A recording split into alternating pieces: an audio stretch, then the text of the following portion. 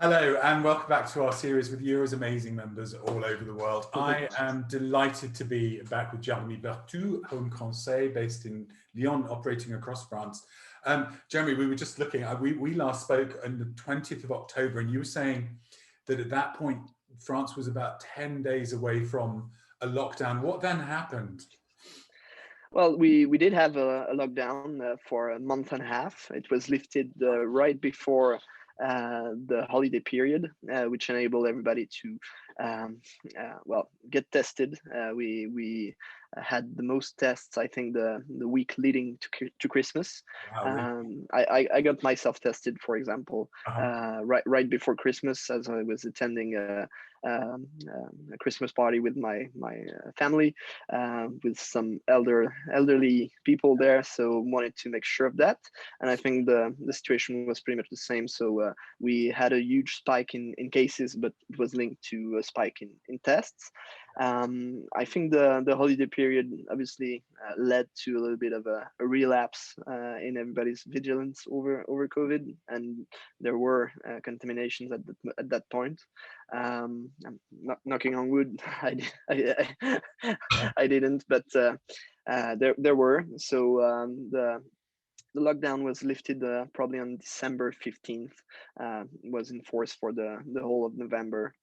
And yes, I think we're right now on the 27th of January, and we'll probably about 10 days off from the next lockdown. Right. We're under curfew at the moment, but so 6 p.m. to 6 a.m., which is working, not working. We're not sure. We're waiting for the last figures on the epidemic, and probably the figures won't be that good, and that's why I anticipate a new lockdown to be put in place shortly. So the lockdown, that's so interesting how differently this is still being handled across Europe, because Yeah. I mean, obviously, so from the 15th of December until now, are the schools back? Are the children at school? Which must Yeah, be schools up until up until high school okay. Yeah. are open. Universities, I think, are still pretty much closed. Mhm. There was quite a bit of a social movement from students recently, and following that, there were some measures taken by the government, some financial measures with €1 meals being offered to students, Okay. as well as 1 day of in-person classes being reinstated, as there were many students, Mhm. not feeling well from this, and I can only assume that it's the only period where I thank myself for not being 20 anymore, Oh, because it must be so hard to be 20 these days. I was talking yesterday with Pierre Geronimo, who lives in France but obviously works in Switzerland, and he was saying, this is so hard on the students because they can't work, in necessarily. So the extra money that you need to survive this year, it's grim. So tell me, what about bars, restaurants, and shops? Everything's closed right now in Okay, terms of right. bars and restaurants. Shops are open. Really, the focus of the government since I think summer 2020 has been more on the economic side of things. Yeah. So shops can remain open up until 6 p.m. The time of curfew at the moment. Restaurants are closed. Bars are closed. There is a big push. It's called the whatever it takes. That's the French the French version of Mhm. the French government's version of in order to help restaurants. So a big part of their turnover is given back to them in terms of Right. subsidies and so on. Okay. We are still working under partial activity furlough scheme in Yeah. France. So this is really helping. This is really helping at the moment, and yeah, that's pretty much the situation right now. It's fascinating. And I mean, so when your government is talking about, or everybody is now speculating about this lockdown, do you have any idea how long that this may last? Probably the same duration as the last one. I'm at least rooting for this option. So a month and a half rather than 2 months, or even 3 months for the first one. The first one was very hard. Nobody was allowed to go out except for doing grocery shopping and walking the dog, basically, for 1 hour a day. So it was very hard on everybody. The second one was a little bit less hard, as it enabled people to come to work. So from Right. my very personal perspective, it enabled me to be in this office rather than being at home, which helps. I mean, keep the link with the people in the company, and that's really important.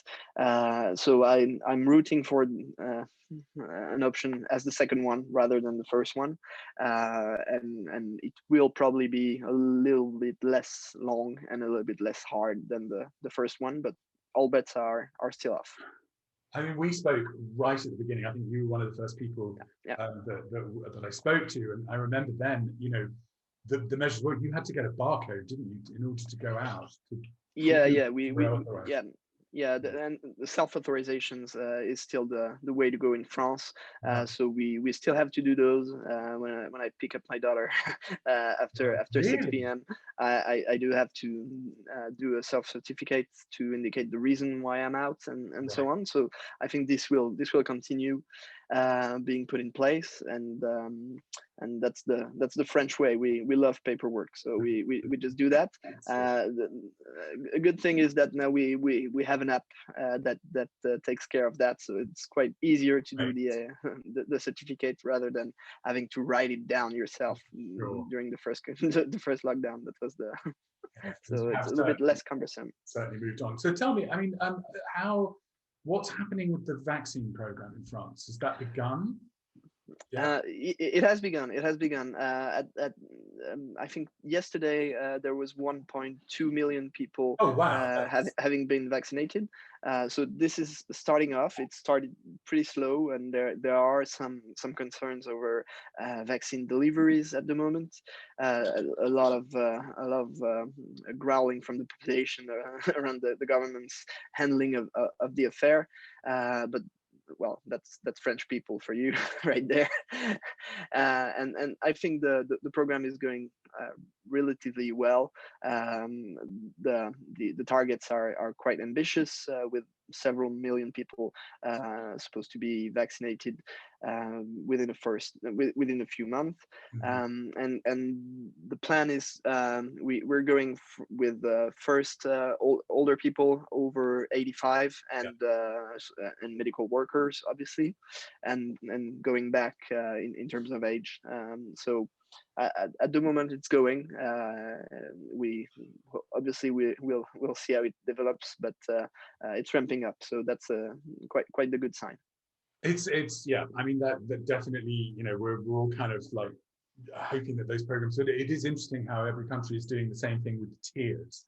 I mean, certainly here it's nine different groups in terms of priority. But that's good. It's and so how are people feeling? I mean, obviously you're coming up to a second lockdown, which is not great, and it's winter. But is there positivity about the vaccine program? Well, there, in my mind there is one, but in the general public, I think as you pointed out, it's the end of January. The sun is setting at 5 p.m. Well, everything is gloom, so the morale is not that great. Personally, I think there is hope. I have one big hope in the sense that people's stance on the vaccine itself is beginning to shift.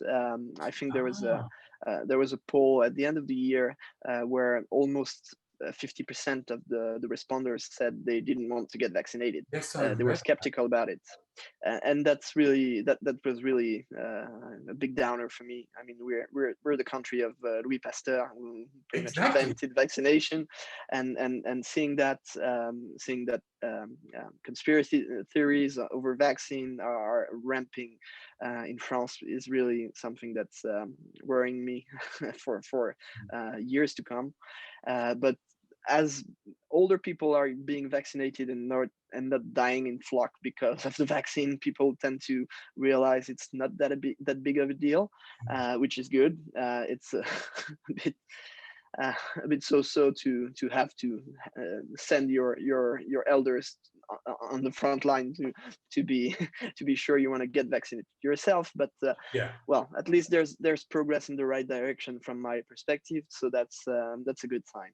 And yeah, morale is not good, and the fact that the government put in place travel restrictions last weekend on all people originating from within the EU, even, which is really a first since Wow. the COVID broke out, is really something that's worrying me from the global mobility perspective.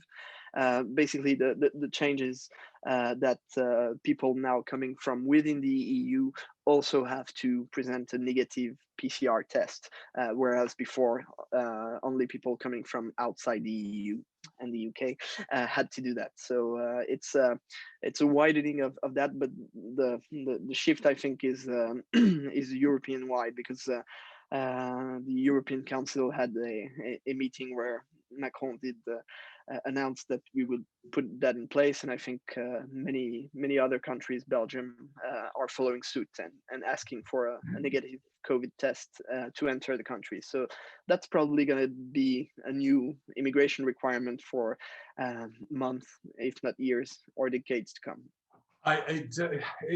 That's so interesting, isn't it? Because there's only one, two ways that's going to go. Either you have to provide a vaccination certificate, or you have to provide a PCR test, or the lateral flow test, the other one, which is, I think, the very fast test. But yeah, you're right. I mean, from a global mobility perspective, my theory, touch wood, is that as people just get used to these things, it will become second nature. We won't really think too much about it. Exactly. I think one thing that might help in that sense, I've seen recently that Qantas, the Australian airline, has indicated that everybody who wants to board their flights will need to have been vaccinated.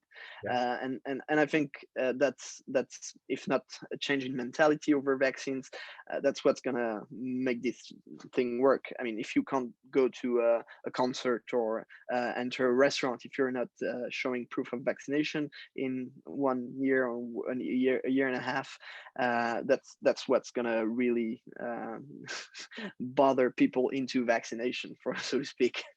Yeah, I think you're absolutely right. And I mean, one of the reasons why we postponed again the Seville conference was exactly that, because the venues are saying we can't guarantee safety, we don't know what the rules are going to be, we don't know what distancing rules are going to be in place. So, you know, we have to plan as best we can, and you know, not think too much about it, really.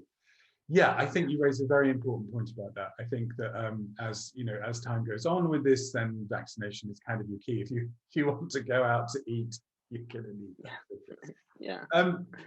Listen, it's great to catch up with you, and I'm just, it's just extraordinary that we spoke in April, we spoke in October, we spoke in January. Let's hope when we speak again in April, let's get a date in before we do. We're going to do 2 weeks of virtual online events in April, beginning of May. Just a short thing. Let's speak before that and see where we are. Okay. I look forward to it, but I'm beginning to think I'm not going to do those calls, because every time we do one, there's a lockdown right afterwards. So that's true. That might be linked. Very true. Yeah. I mean, I'm not even convinced that the UK will be out of lockdown by the next time we speak. I think we'll still be in some level of lockdown, but fingers crossed anyway. Look, thank you so much for taking the time. It's always great to see you, and I'm just so glad you're all well. And fingers crossed next time things will have changed. Speak to you soon. Yeah, thank you. Jeremy. Bye. Bye.